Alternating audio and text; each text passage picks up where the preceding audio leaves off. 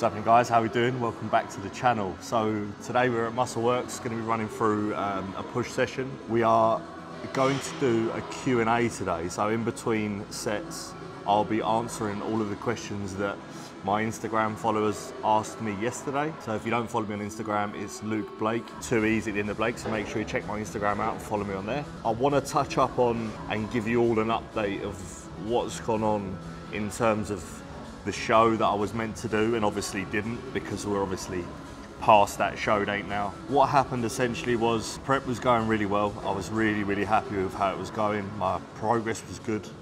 Obviously felt quite fatigued, but I think that's a given during any prep, but I was doing a lot more than I should have been because we were in a bit of a rush.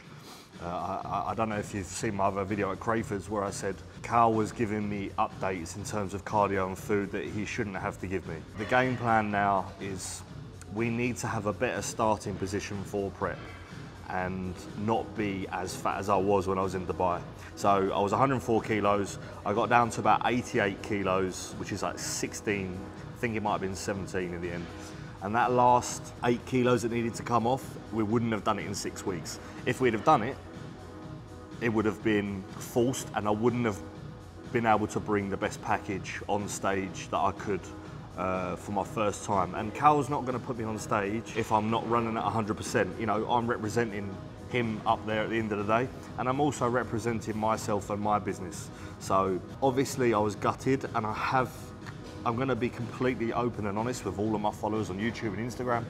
You know, I spiraled downwards a little bit after that, and I have done for weeks in terms of, you know, I've been eating poorly, I haven't been following my morning routine, my work has suffered. I just haven't felt myself because I've been pulled from the show.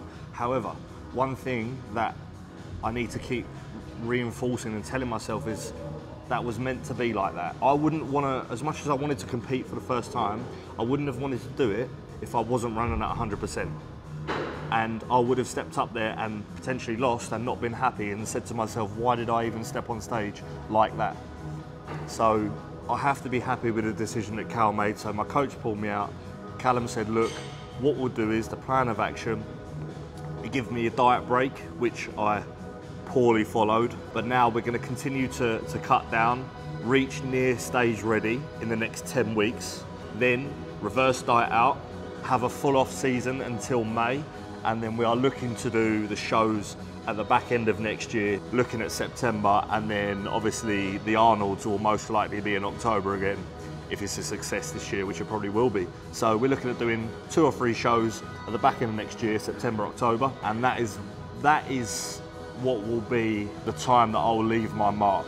The road to the stage series will last until September, October next year. So we are going to document the rest of my cut now. Then we will document my whole off season, which I'm really excited for. And then obviously when prep starts in May as well. So I just want to say thank you for all the support.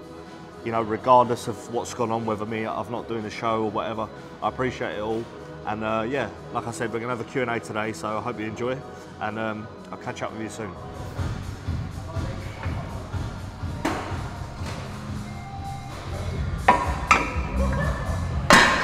Just gonna start with some incline after strength. So I'm supposed to be on a D volume week this week, which is taper the volume back down, because I had 2 weeks of double plus volume, so loads of rest pauses.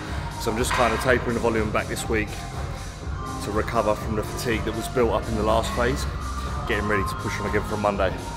I also went out at the weekend to festival both days, so there's no point trying to push it too hard when I'm still recovering from that, even though it's Thursday now.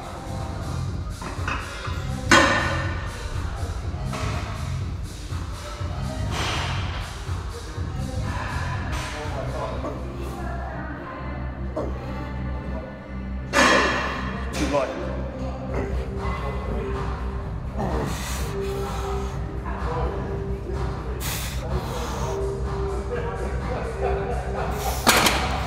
Ooh, 11. Right, so question 1. How did I set up my business? And did I have a business coach? That's from Megan. So firstly, what's happening, Megan? Hope you're good. So in terms of when my business started, so I've been PTing one-to-one since I was about just 19, just before turning 19. So I'm 25 now, so a good 5 or 6 years. In terms of my online business, I started that when the pandemic first hit. So I think it was around about June 2020 I officially launched my online services. Now, up until 2 months ago, done it all myself, all through Instagram, all through socials, built up to a good level of clients from home, you would call it, or from wherever you want to be. Obviously, I was in Dubai for 6 months, wasn't I? So I was able to work out there. But I would definitely advise hiring a business coach. So 2 months ago, I started working with someone called Elliot Wise, who has been absolutely fantastic to work alongside. But you can do it alone as well. But if you're struggling, then ask for help. £500 a month is not a lot of money if you're going to be earning 6, 7, 8, 9, 10 grand a month, in my opinion.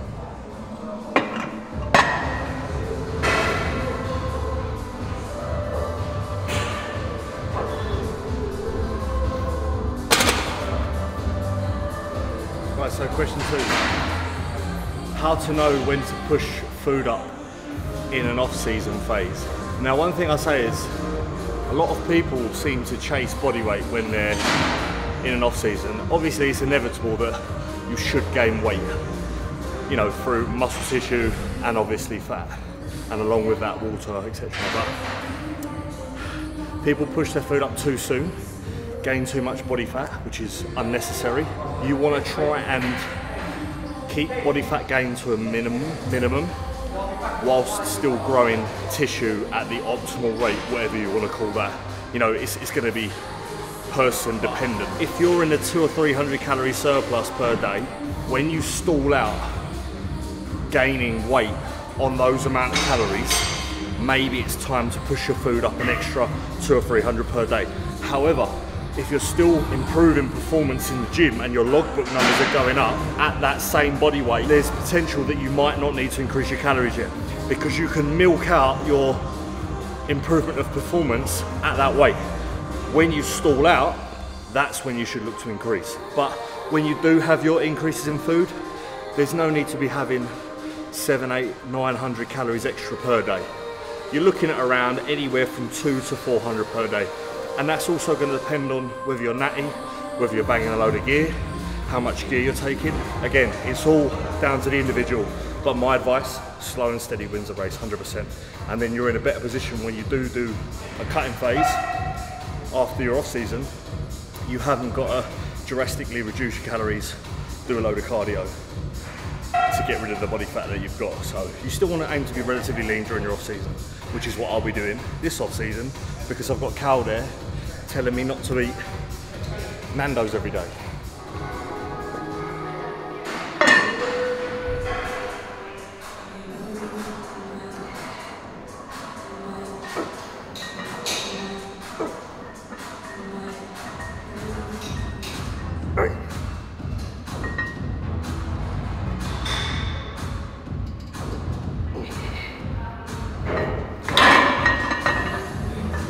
Did triceps yesterday, so they're a bit smoked on the lockout.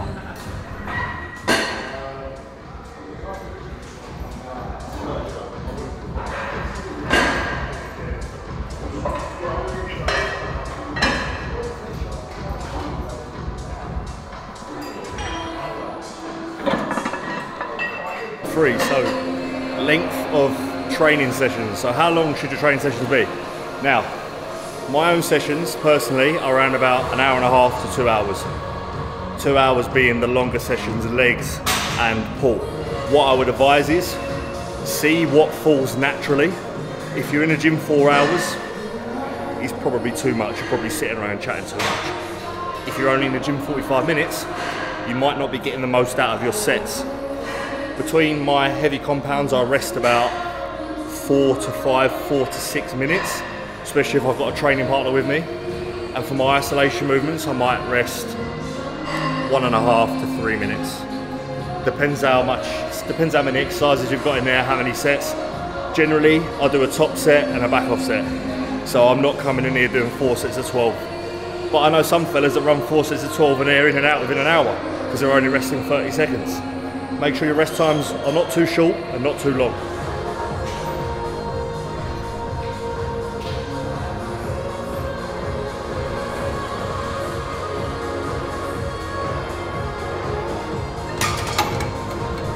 Another question here is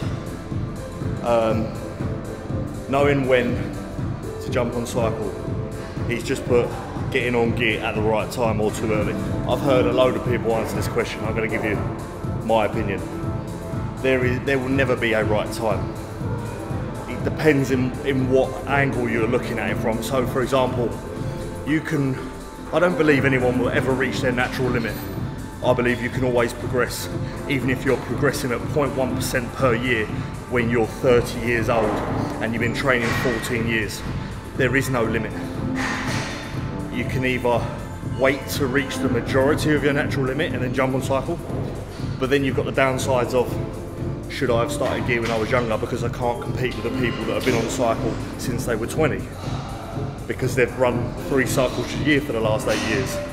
So my advice would be, stop worrying so much about when and start thinking about how safely am I going to do it, what am I going to take, the dosages. When I first got told to jump on cycle, I didn't get told to jump on cycle, when I was advised what to take, I was told to take 800 milligrams a week of test. The guy is a bodybuilder. You know, respect to him, he's a nice fella. He doesn't have a fucking Scooby about what dosages you should be taking. 800 milligrams is far too much.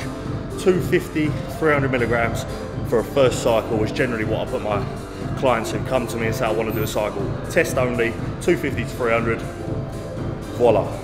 Not 800 closing in on a gram a week. I would definitely ensure that you have gone through the majority of your puberty. You see these horror stories online, you know, 16-year-old jumping on tren. This is not acceptable whatsoever. If I was going to give you an age, 22, 23 is what I see mostly, but you're starting to see more 17, 18, 19-year-olds doing it now. That's fine, just understand. Look at the people online that are dishing out the right advice. And it's so easy to follow stupid things, like you can go on Google, people will tell you, oh no, you won't grow muscle unless you take 2 grams a week. You can believe that as gospel, but you don't know it, you're not none the wiser. If you're going to be in it for the long run, that's another thing I will say. Don't jump on if you want to just do 1 cycle. It's a life choice. For me, this is my work. I earn money out of how I look. I will have my career based on, you know, the shows that I win, and it's my life. And I've just come to accept that. But I'm doing it as safely as possible.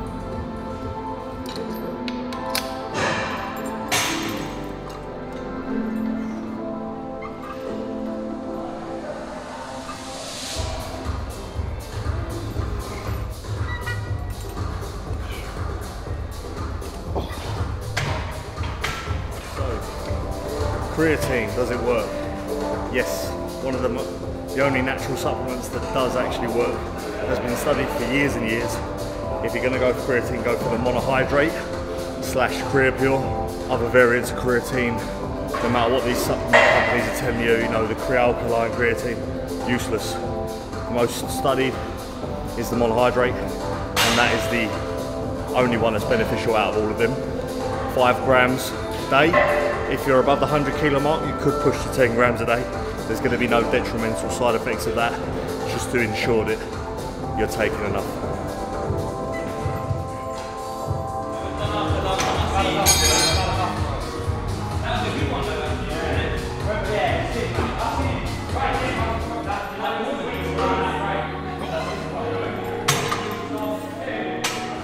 Favourite cheat meal? This is a hard one, purely because I've eaten so much over the past month. Like I said earlier, nothing tastes that good, but when I was deep into prep, usually Nando's would be my go-to, but I think I've had that so much over the last couple of years I've gone off it. I used to have like a platter, 2-3 lots of carrot cake. That's like 7,000, 8,000 calories in one go. So I kind of went off it. Lately, Toby Carvery. Them roast beef, dripping potatoes, Yorkshires, and gammon and beef. That's my favourite at the moment. I had a Domino's, that was all right. not a massive fan of pizza, although Domino's is actually better than Papa John's. I used to like Papa John's more, but not anymore. Macca's, KFC, Burger King, they're all right, they ain't all that. Five Guys, not all that at the moment, but yeah, my go-to cheat at the moment is a Toby Carvery. Right, so being asked, does strength equal size? What I would say is the further along the continuum you get in terms of how long you've been training, strength does not directly correlate to size. However, in your early stages of training, within your first 1 to 2 years, I would say if you get stronger, generally you gain new muscle tissue. Like for example, when you see a novice come in the gym, they're getting better and more efficient with their movements. That's their nervous system learning the movement patterns, the bar path, etc. That still does equate to some new muscle tissue. But when you get into the realms of elite powerlifting, where they're training 1, 2, 3, 4, 5 reps, I know they do some high rep work, but the majority of their work is 4 and below. That's more power, explosiveness, and pure strength. And their nervous system being able to be explosive. They're still big, they still have thick muscle tissue there, but if you're looking for more so for size, you're going to want to force a lot of blood into that muscle. You're not going to get that with the low rep sets. I would advise anything from about 5 up to 30. That's why you see people do their top set of 6 to 8, then they have a back off of 10 to 15. Then occlusion work can be like 20, 25, 30 reps. Generally, if you are really strong, it's likely you're going to have some size, but I would differentiate between the two and see what you want more. When you're stepping on stage, on a bodybuilding stage or classic physique, the judges aren't looking at what weight you're moving. They're looking at how big your muscles are, how conditioned you are, your shape. So focus on one or the other. But there will be some overlap in the early stages, yes.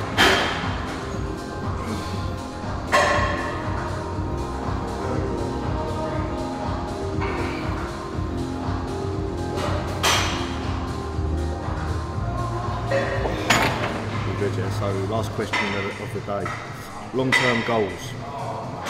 Now, for me, all I really want is freedom. I'm not chasing X amount of money or X status. All that I would like is to build a business or multiple businesses that are potentially linked to where I'm reaching a lot of people globally, across the whole world that I can help. Whether that's through, generally I want that to be through YouTube, you know, have a big outreach, watching my videos and, you know, coaching people as well, coaching people to win shows. In terms of the show scene for myself, I'm not going to sit here and say, I want to be an IFBB pro. I can't sit here and say that yet. I need to first make my mark on the competing scene next year in September with Callum. So my long-term goals or mid-term goals would be win my first show, then go on to win the next show after that, and then we will regroup and see where I'm at. And obviously then I can start saying I want to be an IFBB. Yeah, deep down, yeah, I do, but I can't say that yet. But I also want to build and leave a legacy behind where people can watch my stuff and think I can relate to him. You know, he's helped. Like, I want to help people just through giving out good content. So, and that I follow a lot of people like Josh Bridgman, who Andy works with as well. Like he's in a position that I want to be in, but I want to do it my way. So there are multiple things that I do want to do. You know, mid-term and long-term. Obviously, the money is a byproduct. I want to be comfortable, you know, to provide for my family, obviously, when I'm older and stuff, but you should not chase money. Like, me and my dad were having a conversation the other day. We know so many people that are millionaires. You know, his friends, some of my friends that are minted, they're miserable, they're not happy in themselves. Money does not equal happiness. Freedom, money equals freedom. You know, I want to be able to travel the world and still work from wherever I am, whether that's in Ibiza, Dubai. I want to have balance. And I want to create a life where I'm not being told what to do, which is essentially what I've got at the moment. Like, I can wake up when I want, I create my work hours when I want. So I've basically already got what I'm chasing, but just with a little bit more money in the bank and a little bit more outreach and a bigger audience. That's the main aim for me. So listen, I'm gonna round that up there. Thank you so much for tuning in. Hope you enjoyed the video, and if it goes well, I'm likely to do another Q&A video again. So remember, follow me on Instagram, Luke Blake. When I do a Q&A, send me loads of questions. Next video, we are likely to be back here doing a shoulder session, and then eventually we're going to be doing a deadlift day as well. I haven't done deadlifts with you guys yet. I've done Romanians because they weren't in my plan, but I fancy just loading some plates on the bar and going to town with it, because I was watching C-Bum the other day repping 300 for free, I believe. I just want to get some weight on there and start chucking it around and see what we can do. So, you know, that's my thing. That's where I come from. Heavy squats and heavy deadlifts is my thing. And at the moment, I've only been doing hack squats and a variation of deadlifts. So it'll be good to see where I'm at. So again, thank you for tuning in. Don't forget to subscribe, like the video, comment underneath what you want to see, and I'll make sure that we both bring that to you, all right? Signing out. Peace.